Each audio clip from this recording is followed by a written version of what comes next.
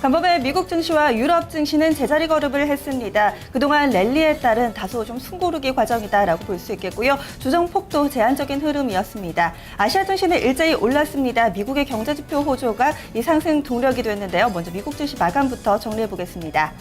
약간씩 조정을 받았습니다. 하지만 조정폭은 0.2% 안팎으로 상당히 제한적인 수준이었는데요. 앞서서 4거래일 연속 랠리를 보인 데 따른 약간 피로감이 좀 보였습니다. 이와 함께 오늘 밤 현지 시간으로 내일이죠. 1분기 GDP가 좀 발표되는데요. 부진할 것으로 예상이 되면서 투자 심리를 위축시켰습니다. 여기에다가 한 가지가 더 있다면 바로 10년물 국채금리입니다. 통상적으로 이 주가, 그러니까 지수가 오를 때 국채금리도 같이 상승을 하는 경향을 보이는데요. 최근 들어서 국채금리는 꾸준히 밀려나고 있습니다. 이 부분에 따라서 투자자들이 다소 좀 혼란스러워하는 모습을 보여주고 있었습니다. 먼저 다우존스 산업평균지수부터 종가 체크하겠습니다. 다우존스 산업평균지수는 전날보다 0.25% 밀려났습니다. 16,633.18포인트 거래를 마쳤고요. 장중 내내 대체로 약보합권에서 거래를 마쳤습니다. 그리고 후반 들어서 점차 좀 낙폭을 줄이는가 싶더니 다시금 막판 들어서 낙폭을 키우는 흐름, 약보합권에서 거래를 마쳤고요. 30개 구성 종목들 흐름도 보겠습니다. 오늘은 하락한 종목이 더 많죠. 19개 종목이 하락했고요. 10종목이 상승했습니다. 조정받은 종목부터 보겠습니다. 가장 크게 조정을 받은 종목 맥도날드네요. 맥도날드가 1% 넘게 밀려나면서 30개 종목 가운데 가장 부진했고요. 이어서 IBM이 0.92% 밀려났습니다. 어제 강세 장세 속에서도 상당히 소외됐던 IBM, 이날도 하락 흐름이 꾸준히 이어지는 모습이었고요. 그 밖에도 캐터필러나 유나이티드 헬스그룹, 머크사 순으로 조정을 받는 양상이었습니다. 반면에 상승한 종목도 확인을 해보시죠. 인텔이 상승 탄력이 가장 좋았습니다. 0.64% 올랐고요. 이어서 JP모건 체이스 0.56% 상승, 이 밖에도 시스코 시스템즈, AT&T, 듀폰사 순으로 나타났는데요. 대체로 업종별로 좀 그룹핑할 수 없는 그런 다소 혼조 양상을 띠는 하루였습니다. S&P 500 지수 보겠습니다.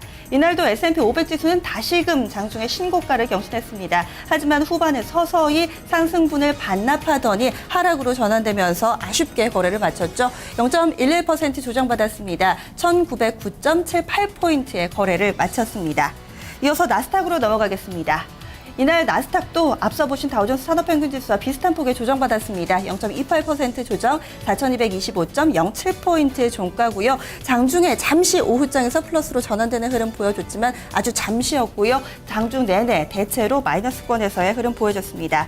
SNS주들도 전체적으로 좀 조정을 받았습니다. 이 가운데서 단 두 종목만이 플러스권 유지했다는 점 특징인데요. 페이스북은 약세 장세 속에서도 그래도 견조하게 잘 버텼습니다. 아래쪽에 보시면 트위터의 10% 급등이 상당히 눈에 띄실 텐데요. 대체로 하락하는 장세 속에서도 이런 급등, 바로 노무라 증권사의 투자의견 상향 조정 덕을 봤다라고 볼 수 있겠습니다. 노무라 증권에서는요, 트위터의 광고 수요가 늘면서 앞으로 매출도 좀 시장 예상을 상회할 것이다라고 이야기를 했고요. 그리고 투자 등급을 중립에서 매수로 올려잡기도 했습니다. 이날 10% 급등 시세 내는 양상이었고, 이어서 IT주 가운데 애플 보겠습니다.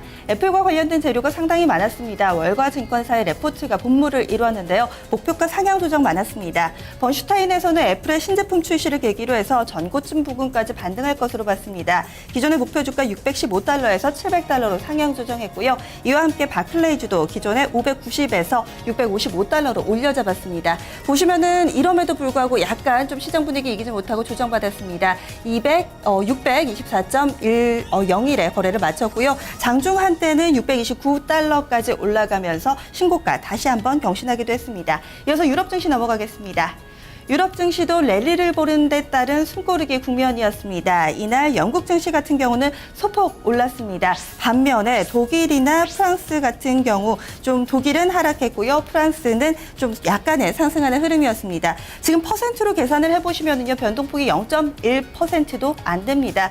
아주 약간의 좀 움직임만을 보였는데요. 영국 증시 0.09% 올랐고요. 독일 증시 0.02% 하락, 프랑스 증시는 0.04% 상승했습니다. 이어서 아시아 넘어가겠습니다. 아시아는 일제히 강세 흐름이었습니다. 이 미국 쪽의 경제 지표가 상당히 긍정적으로 나왔다는 점 전반적으로 좀 호재로 작용을 했는데요. 일본 증시 먼저 살펴보시면 광고학권입니다. 0.24% 상승했고 이 중국 쪽에서는 자국의 경기 회복 기대감까지 더해지면서 0.77% 큰 폭의 상승 이뤄냈습니다. 홍콩도 0.7% 가까이 올랐고요. 보시는 것처럼 대체로 그 밖의 증시들도 크게 올랐습니다. 현재 이 군부 쿠데타가 벌어지고 있는 태국 쪽에서도 이제 서서히 좀 수습되는 국면에 접어들면서 1%대 반등했다는 것 아시아 증시 특징이었습니다. 지금까지 글로벌 증시 마감 시황이었습니다.